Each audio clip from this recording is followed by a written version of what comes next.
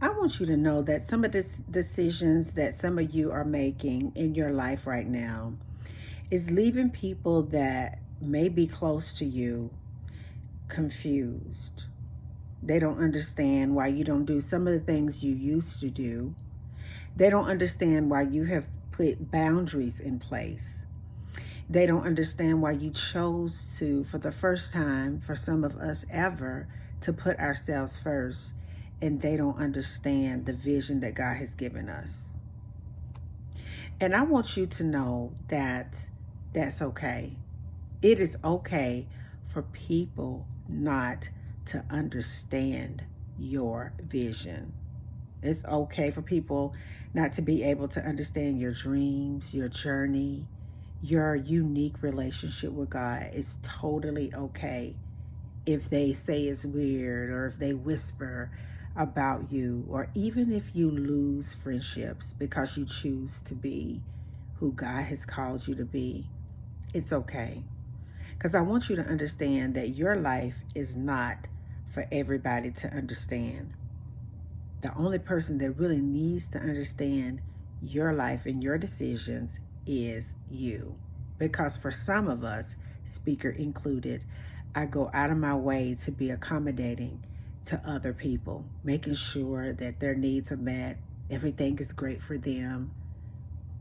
But what happens though when you decide to put yourself first? When you decide to do something for yourself, when you decide to just pour all into yourself to make sure that you're happy.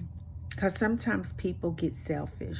They want you to stay the same way that you've always been and do the same things that you've always done and just be there at their every beck and call at the demise of your health, your mental health, and just your happiness, right?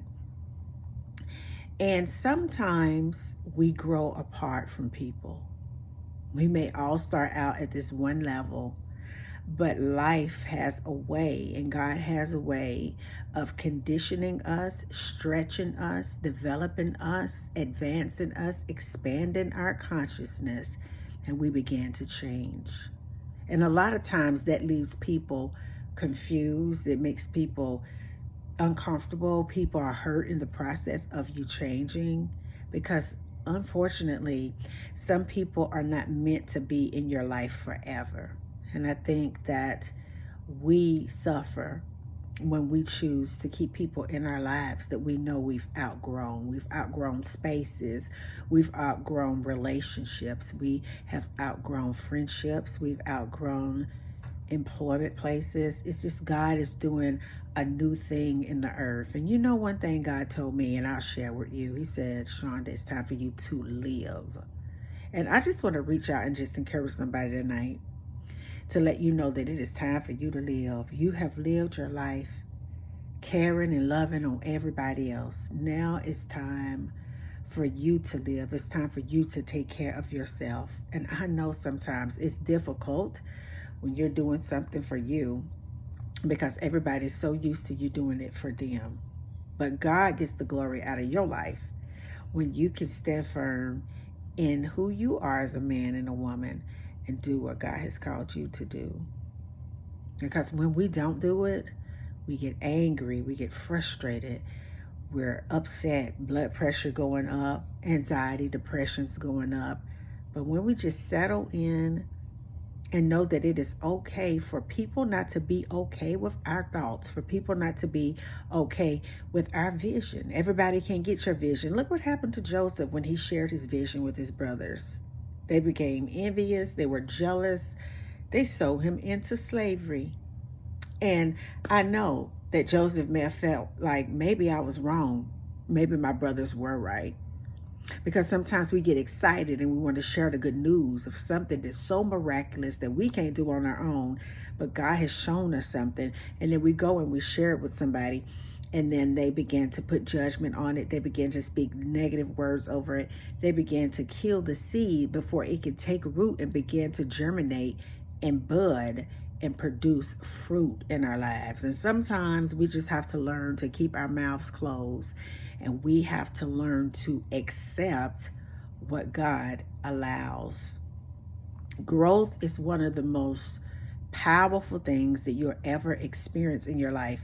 But growth, spiritual growth, is one of the most painful things sometimes, because in the process of spiritual growth, you outgrow things, you outgrow people, you outgrow relationships, you outgrow the old identity that everybody else has been so accustomed to your entire life. And now you're standing here, somebody totally different, because God is working on you.